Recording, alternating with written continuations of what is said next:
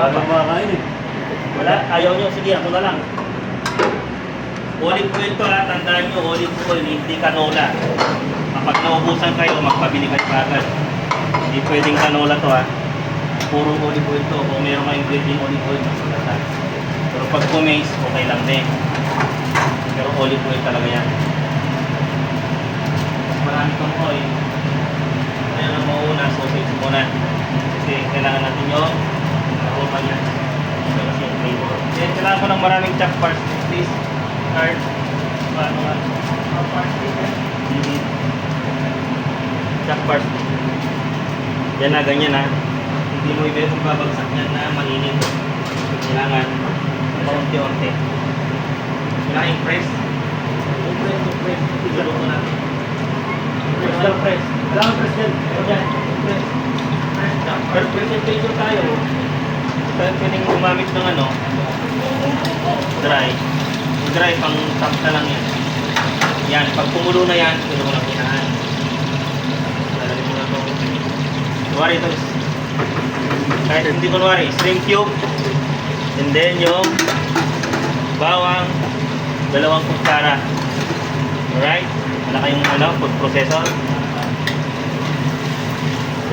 Pwede na yan ako. O, ngayon, sunod-sunod na yan. Yung string. Ito yung ano, string plate. Hindi sobrang init, ganyan lang siya. Tapos, pagbaliktad mong ganyan, lalagay na natin yung parsley. Hindi siya matagal. In 1 minute, luto na to. Mas madali ito kaysa doon sa dati. Talagang mamanuin mo pa yun. Isang parsley na lang.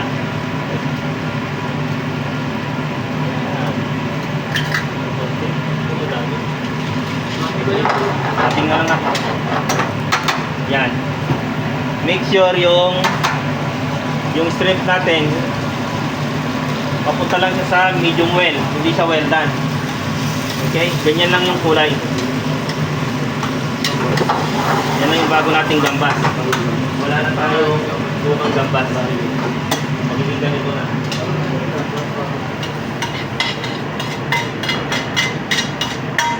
Yan.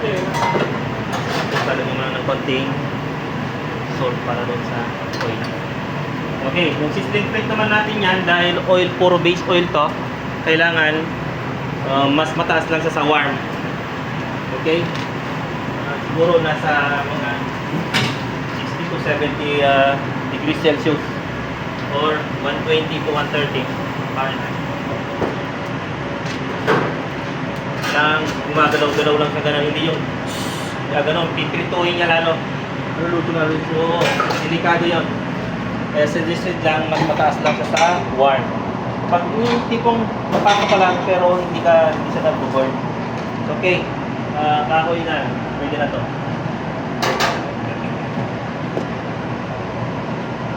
Madali lang yung gambas. Pwede mong pagsabay-sabay kung hanggat maaari. Basta wag lang masunog yung sausage tsaka yung bawang. Basta binagsak mo. Kalahating luto lang, mas okay. Kasi dito rin siya maluluto. Okay? So, document mo to. Tapos yung mga sausage, meron na kahit 3 nakalitaw sa taas, okay lang siya.